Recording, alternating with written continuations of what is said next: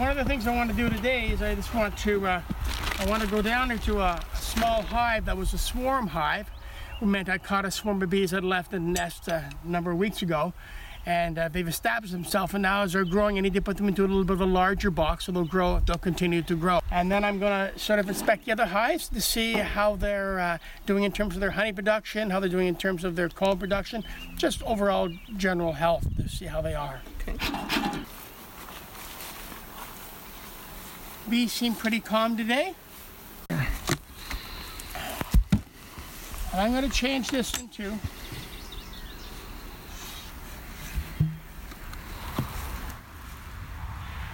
change this into a larger box. Now I've just moved that box forward, so when the bees come back, they'll be coming here in the general area.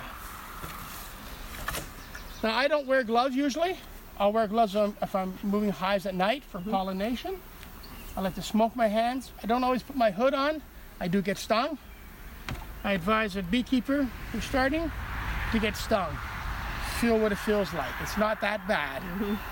And bees don't want to sting you. They just want to, sometimes they just sting you because it's a mistake on your part.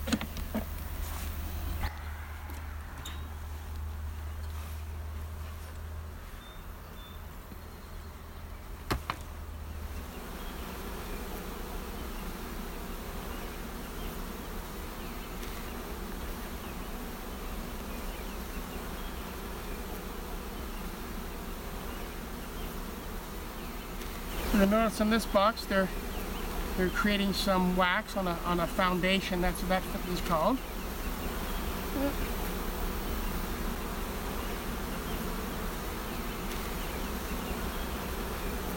So they're drawing all the comb out here. They've drawn this out.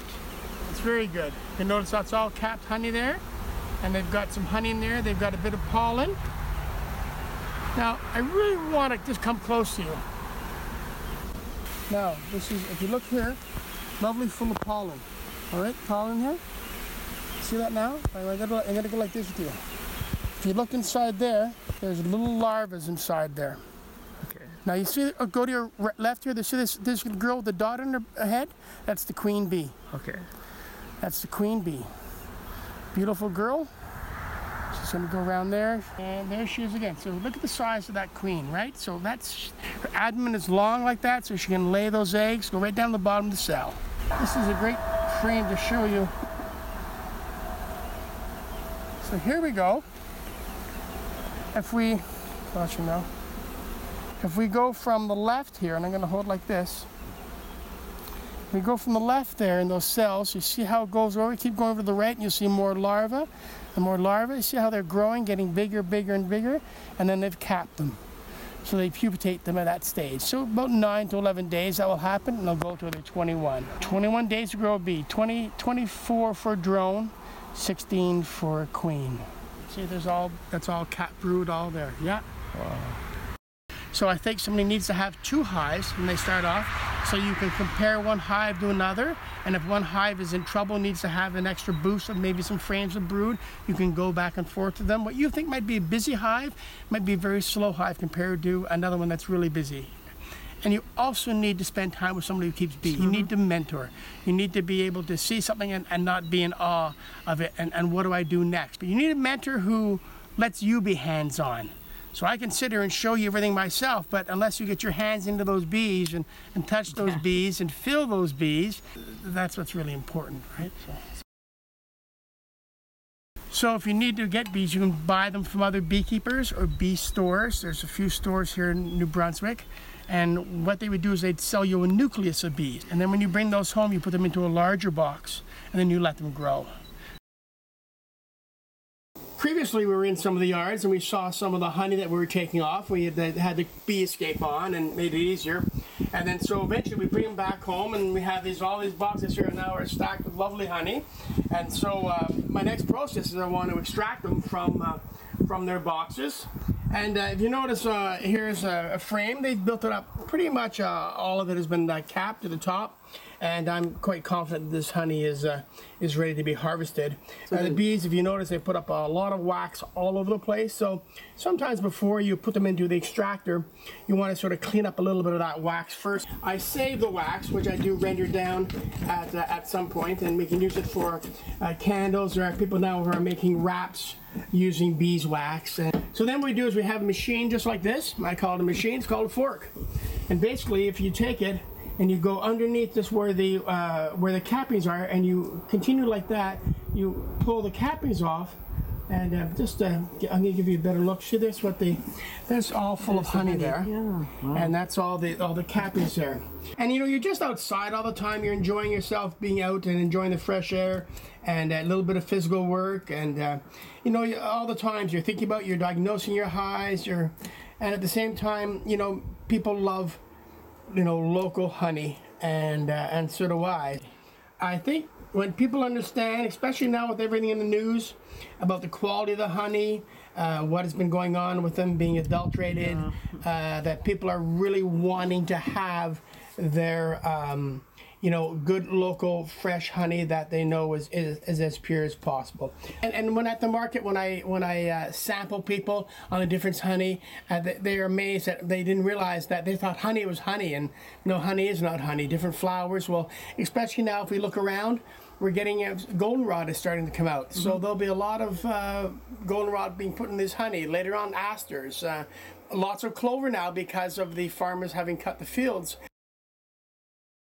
So goldenrod will be a deeper, yellower honey, a little stronger.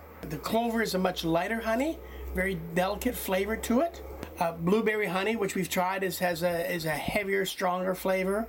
Dandelion the same. So when you combine them all together, you sort of lose those individual flavors. They don't care the honey frames. No, that's just like a storage area to them. Oh, here's another storage area.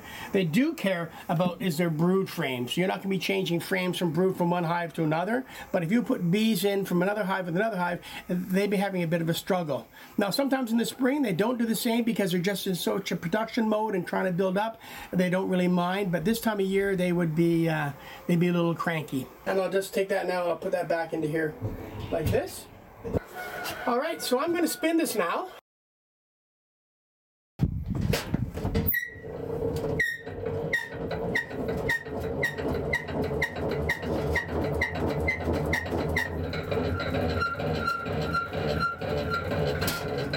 I have put some grease on this, but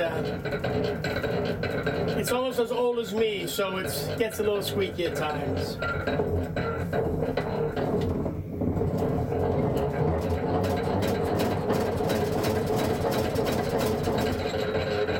So like as I said to you, that frame I showed you down there, this is what it looks like. So I'm just going to do it. Let's do this. I have it simple like this, and I'll just open up the cap like this. And I said this sieve, all this does is it picks up any bits of wax, any bits of debris, bee bodies, and then we'll come right into this container here. And once that container's settled, and always on the top there is a little bit of foam from the honey, from the movement and anything that got through. But this does not. This allows all the pollen and all the enzymes, goodness, to just flow through, and you go bang like that. Yep. So as a beekeeper, am I allowed to put my finger in there and have a taste? Oh yes, I am. Yeah. That's beautiful, beautiful golden honey. Yeah. Okay, I'm going to see.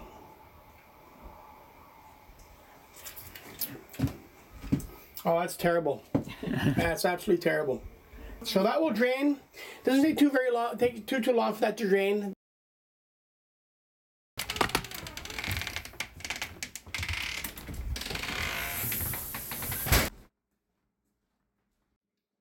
This is a simple production line. We have the buckets of honey, which came from the shed. So then I'm just going to pour it off, and it's as simple as it is. I just open her up, and I just pour it like that. Yes, I do it all my jars, just like this. Go like that. So And how good does that look?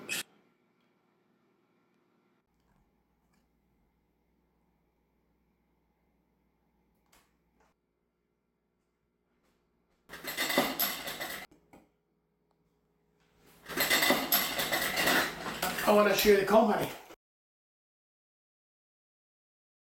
Anybody who's a purist on honey will say this is the best of honey, because it comes directly in the comb and there's no way that anybody could be adulterating the honey. It's not always easy to get comb honey. Your hives have got to be very strong.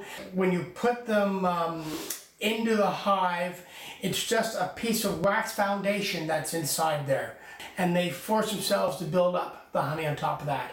And so that when you eat this honey, you just take it and you slice it off and you spread it on toast and you eat it all wax and all. And this is a premium product. People who like it a lot.